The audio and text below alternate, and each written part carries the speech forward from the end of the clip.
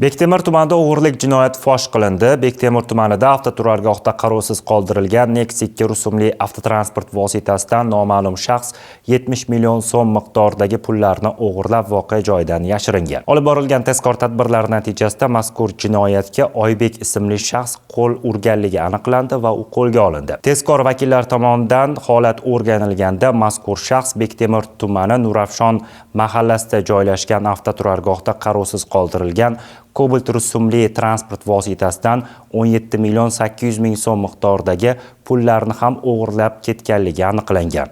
Mazkur holat yuzasidan O'zbekiston Respublikasi Jinoyat kodeksining 169-moddasi bilan jinoyat ishi qo'zg'atilgan. Hurmatli yurtdoshlar, avtomobilingizda qimmatbaho buyumlaringizni saqlamang. Mashinangizni qarovsiz qoldirmang. Ogoh bo'ling. Fuqaroning bank kartasidan 97 million so'mdan ortiq pullarni yechib olgan shaxs qo'lga olindi. Toshkent shahar Ichki ishlar bosh boshqarmasi axborot texnologiyalar sohasidagi jinoyatlarga qarshi kurashish boshqarmasidan kelib tushgan xabarga ko'ra, noma'lum shaxs fuqaroning bank kartasidan 97 million so'mdan ortiq pullarni yechib oladi. Ichki ishlar organlari xodimlari tomonidan olib borilgan tezkor tadbirlar natijasida mazkur jinoyatga Sunnat ismli shaxs qo'l urganligi aniqlandi va u qo'lga olingan. Mazkur holat yuzasidan O'zbekiston Respublikasi Jinoyat kodeksi 169-moddasi bilan jinoyat ishi qo'zg'atilgan. Hurmatli yurtdoshlar, firibgarlardan ogoh bo'ling.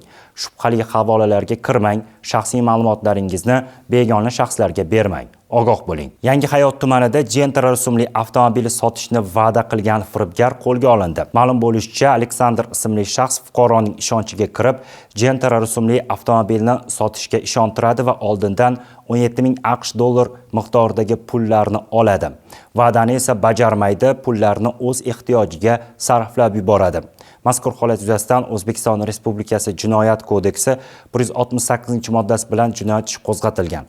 Hurmatli yurtdoshlar, mashina sotib olishda oldindan pullarni bermang. Firibgarlardan ogoh bo'ling. Zargarlik buyumlarini sotib berishni va'da qilgan firibgar qo'lga olindi. Yashnobod tumanida Dinora ismli shaxs fuqaroning ishonchiga kirib, zargarlik buyumlarini sotib berishini aytib, 54 ming AQSh dollarlik zargarlik buyumlarini oladi. Va'dani esa bajarmaydi.